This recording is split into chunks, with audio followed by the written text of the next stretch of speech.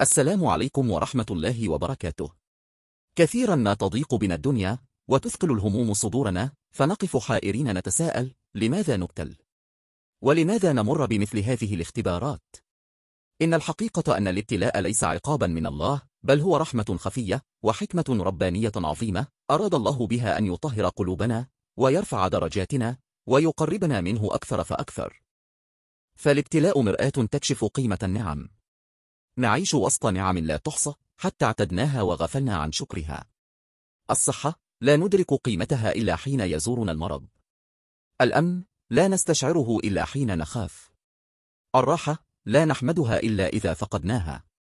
الابتلاء يوقظ قلوبنا لنعد نعم الله علينا، والابتلاء تكفير للذنوب ورفعة في الدرجات. قال النبي صلى الله عليه وسلم: ما يصيب المسلم من نصب ولا وصب ولا هام ولا حزن ولا أذى ولا غم حتى الشوكة يشاكها إلا كفر الله بها من خطاياه. فكل ألم يطهرك من الخطايا، وكل دمعة ترفع درجتك، وكل صبر يكتب لك أجره عند الله. الابتلاء حماية من شر أعظم. قد تحزن اليوم لأنك فقدت شيئا تتمناه، ثم تكتشف بعد حين أن الله صرفه عنك لشر لم تكن تراه.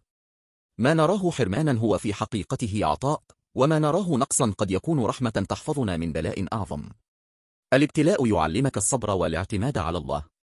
قد تدعو فلا ترى الاستجابة سريعا، فتظن أن الله لم يستجب. ولكن الحقيقة أن الله يحب أن يسمع صوتك ويبقي قلبك متعلقا ببابه. تأخير الاستجابة تربية للقلب وللروح، وتعويد على أنه لا ملجأ ولا منج من الله إلا إليه. أيها المهموم، أيها الصابر المبتل، تذكر أن الدنيا دار اختبار، وأن الله أرحم بك من نفسك. فلا تيأس ولا تحزن، وقل دائما: الحمد لله على كل حال، وإنا لله وإنا إليه راجعون. واجعل يقينك أن كل ما يحدث لك هو خير، حتى وإن لم تفهمه الآن، لأنه من عند الله الذي لا يريد بك إلا الرحمة.